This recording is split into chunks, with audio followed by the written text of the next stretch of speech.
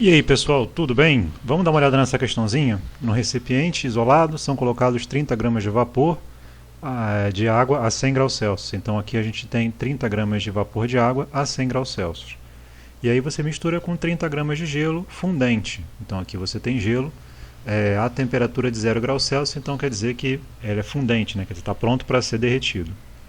Admitindo que os calores específicos do vapor e do gelo são iguais a tanto e tanto, e os calores latentes são iguais a 80 e 540, pode-se afirmar que no equilíbrio o que nós temos, né? Então vamos ver, né? Temos dois corpos aqui envolvidos no problema. O vapor a 100 graus Celsius e o gelo a 0 graus Celsius. Então vamos pensar o seguinte, né? A gente sabe que o calor vai se transferir do corpo de mais alta temperatura para o corpo de mais baixa temperatura, até que haja o equilíbrio térmico entre os dois. Então isso é o que a gente sabe do problema, né? Essa é a primeira premissa.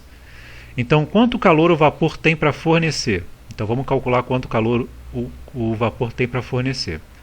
Então, como a gente vai estar condensando o vapor, ele vai estar fornecendo calor, perdendo calor para o gelo e se tornando água, né? Qual o total de calor que ele tem para perder? Quanto é o total de calor que ele pode doar?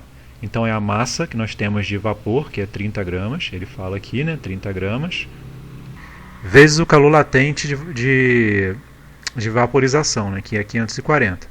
Então, 30 vezes 540 é 16.200, é todo o calor que você precisa perder nessa massa de vapor para que ela se transforme em água. Então, quem vai receber esse calor? O gelo, né? Essa massa de gelo.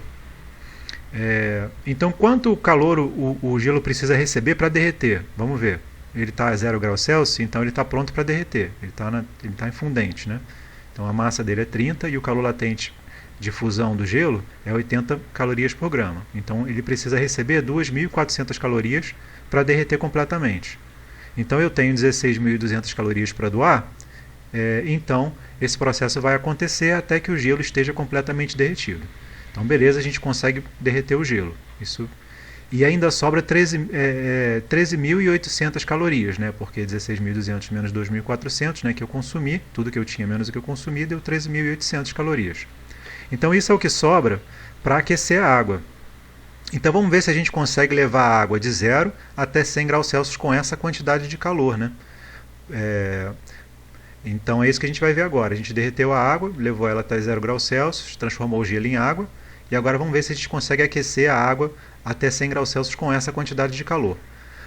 Aí a próxima pergunta é: quanto calor eu preciso, a água precisa receber para chegar até 100 graus Celsius? Então eu tenho uma massa de 30 gramas, o calor específico da água é 1 caloria por grama grau Celsius, e a variação de temperatura ela vai de 0 até 100, né? Então é 100. Então eu preciso receber 3.000 calorias para chegar até 100 graus Celsius. Então eu tenho 3.000 calorias, o gás tem 3.000, o vapor tem 3.000 calorias para fornecer? Tem, né? Ele tem 13.000 calorias, 13.800 calorias para fornecer. Então ele vai conseguir levar a água até a temperatura de 100 graus Celsius. Mas a partir daí o que acontece, né? Ora, a partir daí os dois estão à mesma temperatura, o vapor e a água, né? Então não tem mais troca térmica. Então o vapor não vai conseguir vaporizar a água, né? Porque ele está a 100 graus Celsius. Então entenderam a ideia? A temperatura do vapor não baixou, ele conseguiu fornecer um pouco de calor para a água, né? Condensou um pouquinho de vapor, mas no final você não vai conseguir evaporar esses 30 gramas de água. Então eu sei que no final, com certeza, a temperatura de equilíbrio é 100 graus Celsius. Então a única opção aqui, né, que diz isso, que a temperatura é 100 graus Celsius, é a primeira, a terceira ou a quarta. Perdão, aqui é 10, né? Não, então é ou a primeira ou a terceira. Então, na terceira, ele diz que a gente vai ter 60 gramas de água, né? Para a gente ter 60 gramas de água, todo o vapor deveria ter se condensado, né? A gente vê isso acontecer? Não, né? Não esses 3.000 calorias que a água vai precisar receber para chegar até 100 graus Celsius não conseguem condensar todo o vapor, né? Ainda vai sobrar um pouquinho de energia, né? Ainda vai sobrar 10.800 calorias, né? Então não vai dar para condensar todos os 30 gramas de vapor. Então a gente não vai ter 60 gramas de água, tá? Então sai fora dessa opção. Então o que vai sobrar é que você vai ter um pouquinho de água e um pouquinho de vapor. Dá até para a gente calcular quanto de água e quanto de vapor a gente tem, mas a questão não pede isso.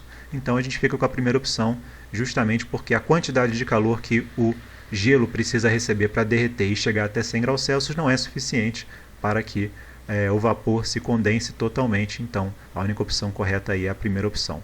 Beleza? Um abraço.